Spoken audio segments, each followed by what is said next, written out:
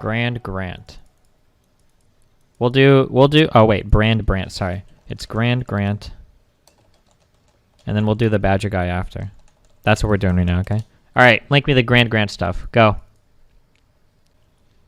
All right. Is GranDGranT a, is this guy like a streamer or a caster or what? All right.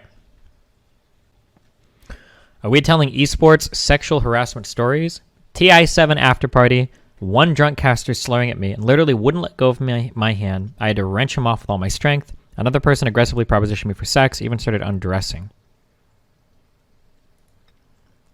The hand grabby person was Grant Harris. He didn't hurt or threaten me. Well, he hurt my wrist a little bit for not letting go when I pulled. Just made me feel gross and slimy. Number 1. I don't know what this person's name is, but... So we have a hand grabby accusation.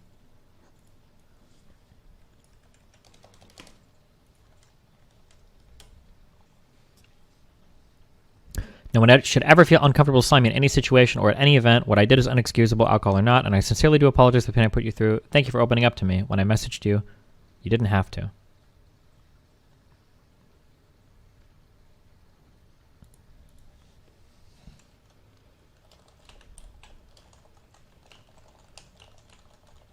So we have a Grant apology. Grant, you should know that someone else has reached out to me to say that you assaulted them. I don't know the specifics, but is it possible I'm the only one you need to be making amends with right now? I know my community will not be harsh. They are much better than I am. Also, my DMs are open. I want to talk and I want people to help me learn what I can do to help the community. So please, anyone, don't hesitate to message me with concerns or ways you think I could improve. Uh-oh.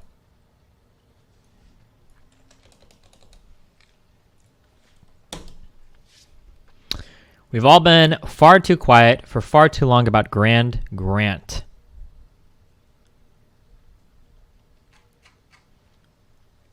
He has for years shown a consistent pattern of behavior of harassing and degrading women. Most notable cases we know about is Llama Down Under. She was a fast-rising Dota 2 caster, and then she wasn't.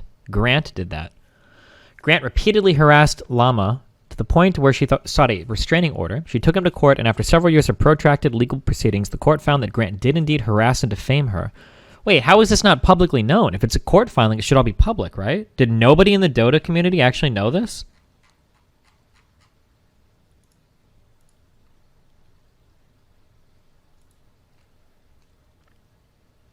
Like nobody on any Reddit or anything?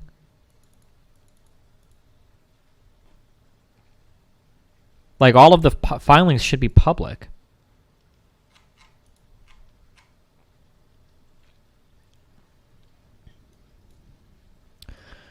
The court found that Grant did indeed harass and defame her. He bullied her, harassed her, and he ended her job. When Llama took legal action against Grant, he was supported by many senior talents in the space. This is the boys' club. These are the gatekeepers. This is why we're only ever getting excited about one woman casting Dota at a time. The space is toxic. Hold on. Anthony Hodgson. Hodgson? I don't know how to pronounce this.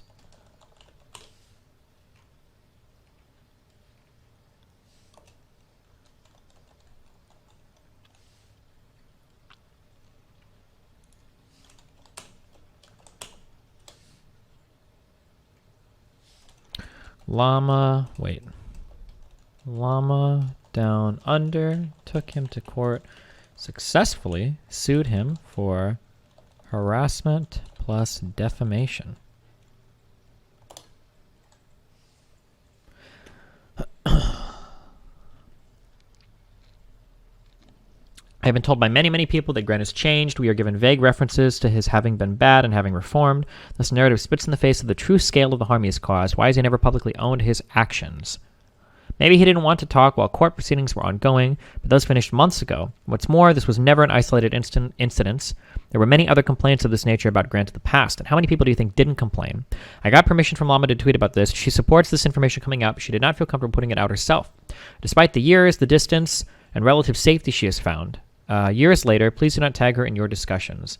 Grant harassed someone all the way out of Dota 2 while ascending the ranks himself. Why does the harassed woman have to leave? Why does the harasser get to stay? If we really care about fixing our industry, we need to be asking these questions. We can't keep accepting offhanded apologies for vague play-down offenses. Grant really has tried to reform. Why is he not confronted the harm he's caused? And why are there still more people forthcoming, anonymously as of yet, making similar complaints? Yikes.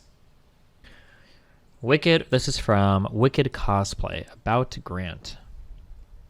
Worth knowing that Grant has been known for years to be an extremely toxic person. Somehow he wormed his way into the casting scene. Interesting. Is he like really popular or something, or?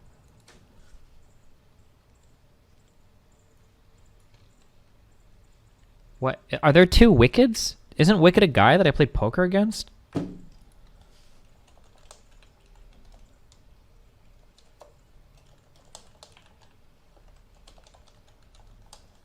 Different Wicked. Okay. Whatever.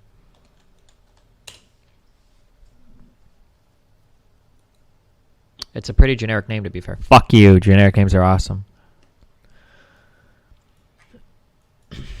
Oh my god.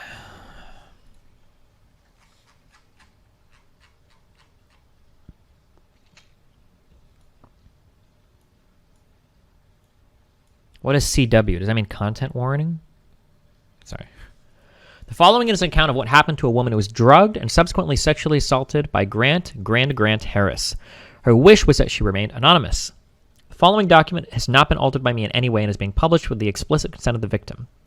Admitting that I was a victim of sexual assault is one of the hardest things I've ever done. It involves a lot of setting your pride aside, recounting every interaction, figuring out if you're at fault, blah, blah, blah. The story 6 years ago. It took me 6 years to come to terms with the fact that the incident I endured was not fucking okay in any way. The story 6 years when I attended TI4, my first LAN. I've been playing Dota for about half a year. I remember watching TI3 from my shitty MacBook in my childhood bedroom, losing my absolute mind during most of the games. I was yelling at my laptop, jumping around my room, throwing my arms in the air immediately after the tournament ended. I decided that I needed to go to the next international. All I wanted was to feel the energy inside the arena, to hear the crowd in person instead of over the caster's mic, and to witness every second of professional Dota 2 I could. After TI3, I built my very first computer and started streaming Dota. A few months later... Can you move the twit longer? Your camera's in the way. A few months later, Grant came into my stream. I had an idea of who he was, but I never really cared about his role or his friends. He was funny, he seemed cool, and our friendly conversations never reached a point where I felt uncomfortable. I spent the months leading up to TI4 working my ass off, saving every penny so that I could attend the tournament. I had plans to stay with a couple of other E-friends who were Seattle locals. I didn't know a single other person attending the event outside of them and Grant, but I didn't care. I was too excited about being in an arena full of people who loved the game just as much as I did. During TI4, I met up with Grant a few times, and he brought me to the Players Hotel to hang out in the lobby/bar area. Of course, I was floored seeing all those faces I had only ever seen online. Suddenly, all of these people were real, tangible. I was 21 years old, and I was being introduced to professional players, casters, etc. after playing the game for a fraction of the time they had played. It was fucking cool. One day, I met with Grant and a few of his friends at their hotel. We were shooting the shit, hanging out. Being one of the boys and not being sexualized felt great, considering the staggering ratio of men to women in Dota at that point. We decided to pregame before going out for the night. Someone pulled out a fifth of blueberry vodka, and we started taking shots. We each took a few, then made our way to a bar nearby around 6 p.m. It was a pretty cute little cocktail place with a few people there, and I ordered a whiskey mule. I received my drink and remember thinking it was really fucking good, then everything went blank. When I woke up, it took me 15 to 20 minutes to gather some sense of where I was. I looked to my right, and Grant's friend was fully clothed, sleeping under the covers. The clock next to him read somewhere after 1 p.m. I looked to my left. Grant was asleep, shirtless, and above the covers. I looked down at myself and thought I was going to be sick. I was also above the covers, my pants and underwear pulled down to my knees. My head was spinning, and I still felt drunk. I slid down to the middle of the bed and tried standing up. I felt as though I couldn't breathe. I finally stood up, pulled my underwear and pants up. I found the bathroom. I sat on the toilet and tried to control my breathing, closing my eyes and trying to remember anything from the night before. While peeing, it felt strange, a soreness that most girls can relate to. I felt my groin area and moved my fingers lower. After a minute, I felt something inside of me. Pulling it out, I realized it was a tampon. I had totally forgotten I was on my period. I let out a gasp of air, thinking, okay, I have a tampon in it. That means nothing could have happened. The string is pressed oddly far inside of me, but I have a tampon in. Nothing could have happened, right? Yes, okay. I started quietly crying in the toilet, gently reassuring myself that nothing could have happened, over and over for the next few minutes. I left the bathroom and was relieved they were still asleep. My head was pounding, it was hard to see straight, and my heart rate was out of control. I had my phone, but it was dead. I scoured the room for the backpack I know I had with me at the cocktail bar to no avail. I felt my eyes tearing up again, frustrated by the fact that not only did I have no idea what the fuck happened, I didn't know where my belongings were, and I couldn't leave without talking to Grant to find out.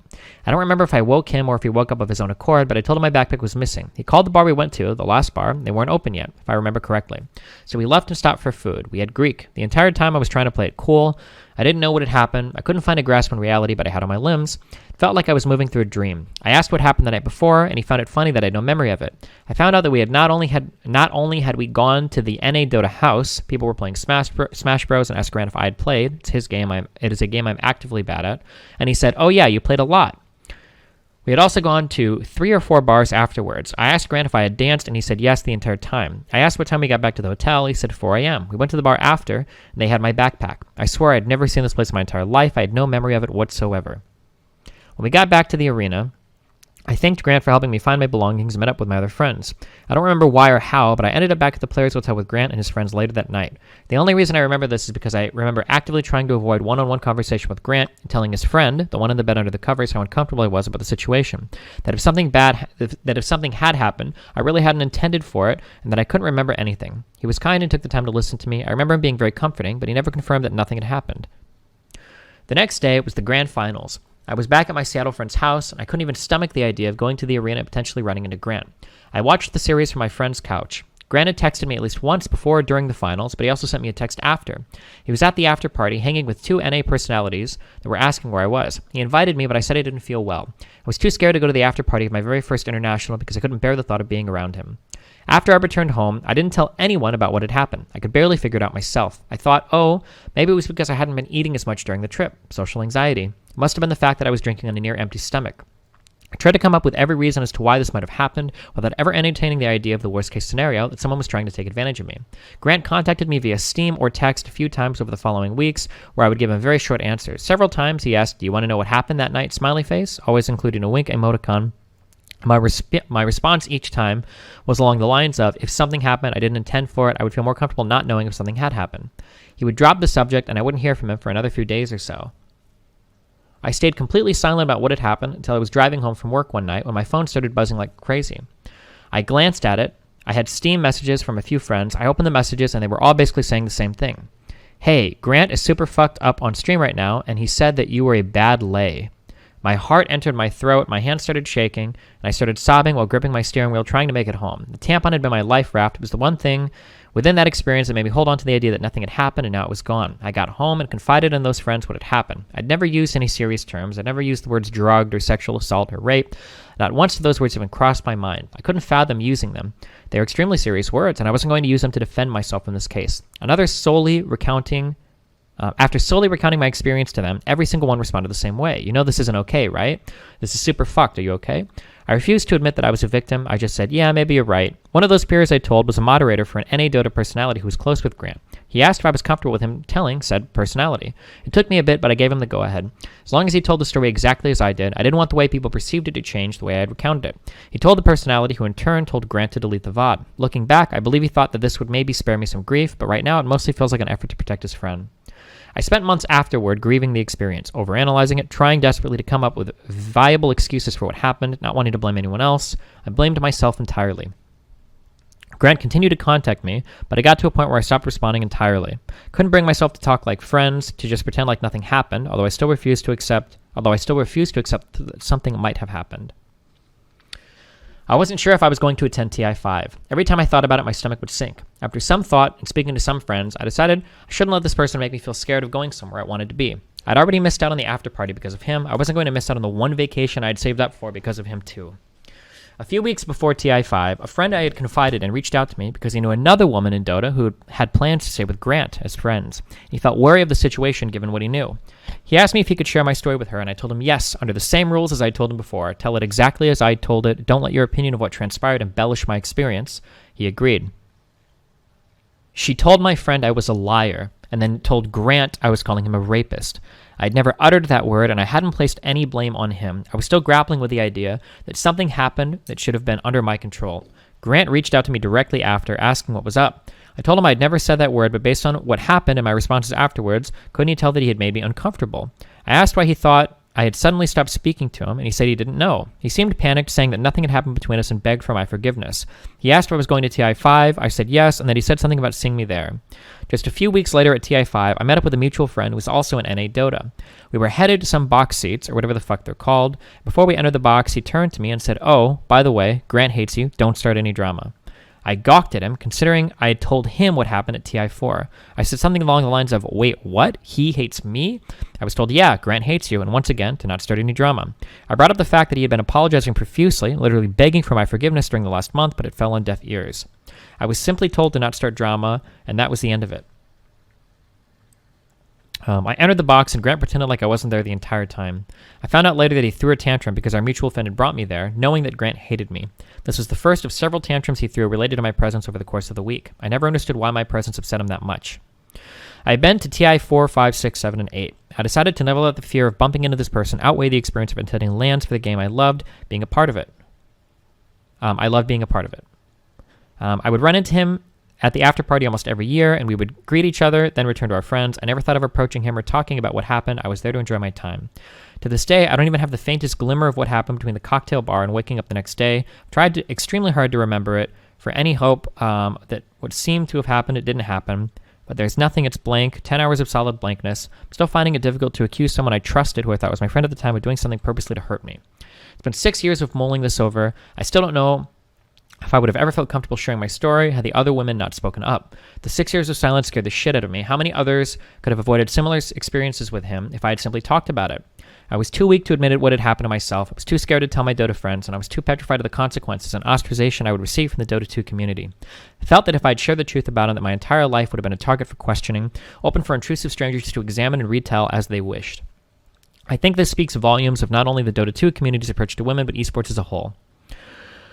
For me, this isn't about combination of last 24 okay.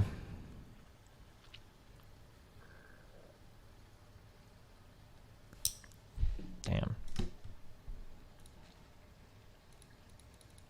So it's not actually her making the accusation, but we're basically saying date rape is kind of either drugging somebody or getting them blackout drunk enough to, yeah. Do people actually forget what happened after drinking? I drank a lot in my life, and I've never had this happen to me before. I've never had it happen either. There are two things that can happen. One is if you get blackout drunk. That's a thing that happens, I think, right? I don't know. I've never gotten blackout drunk before, but some people get blackout drunk. That's possible. Number two is, it's called Rufinold. What's the name of it? Is you can there's a drug that you can put in somebody's drink that causes them to kind of like black out like very quickly, and then you can do things with them. What is it called? Rohypnol?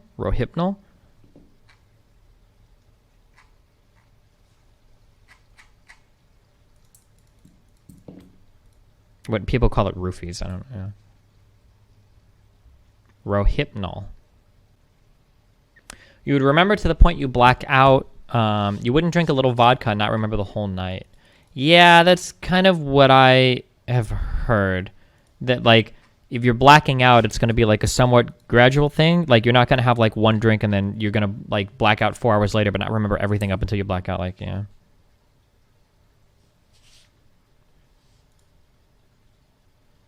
But yeah, I don't know.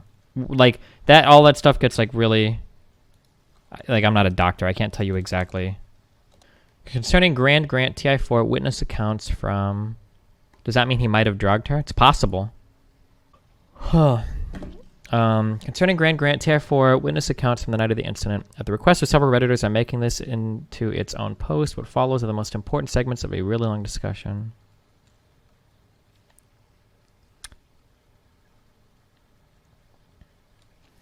I was at the Smash Bros. Shindig at TI4. Most of you seemed alright, but after reading the story that got posted on Twitter, I just feel shitty. Grant seemed very wasted. His entrance was to smack a drink out of someone's hand when he first walked up to Phil and Dan's room, but everyone became pretty buddy-buddy soon after, so I just chalked it up to drunk Grant's antics.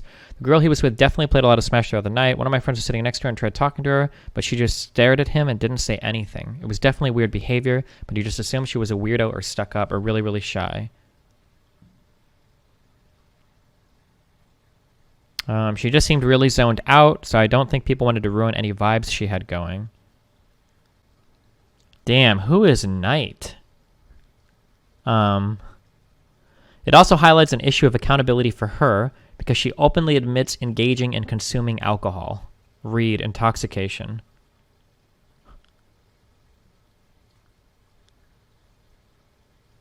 I think it's a little irresponsible to not think that you may not have paid attention to your alcohol consumption. It's a reality of drinking, period. That's true. And the consequences of drinking too much alcohol are that you get really drunk, not that you get raped. Yikes.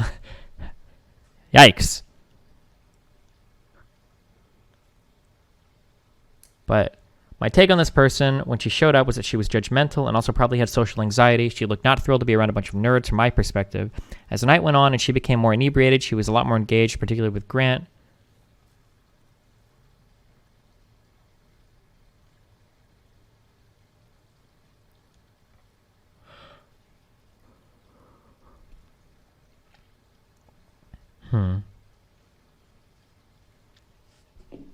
GranDGranT's response.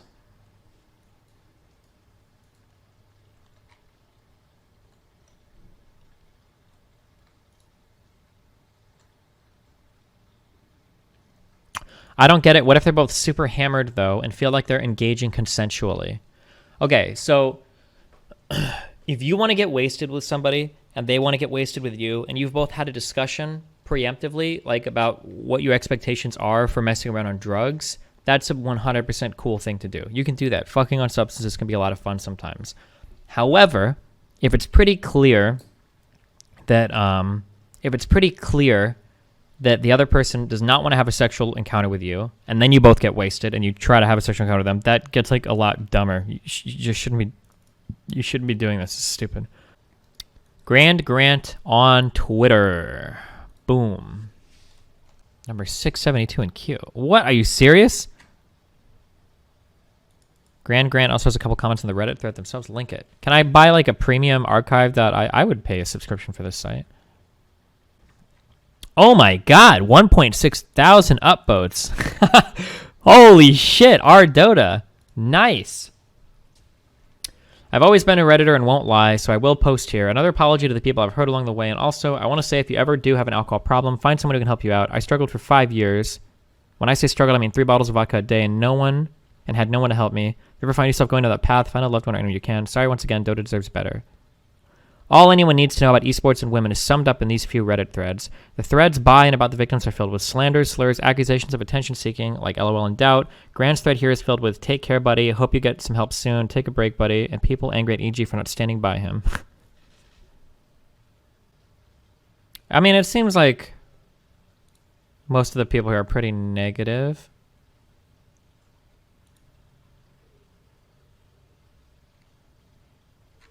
I'm surprised his comment got upvoted the most, but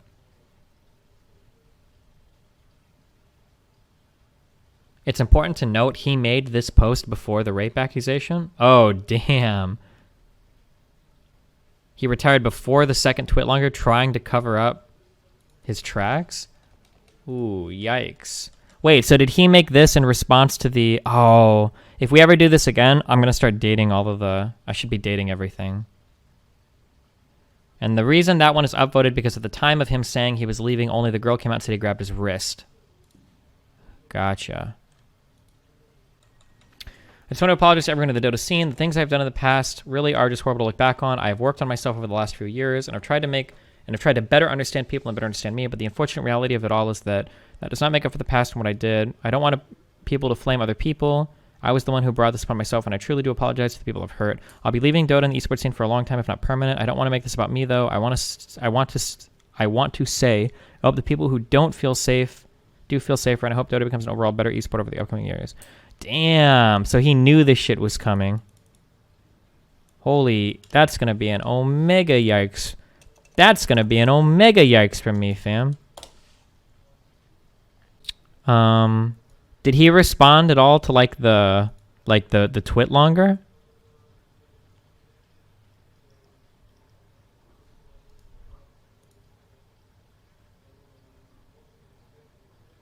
Nope, he is gone.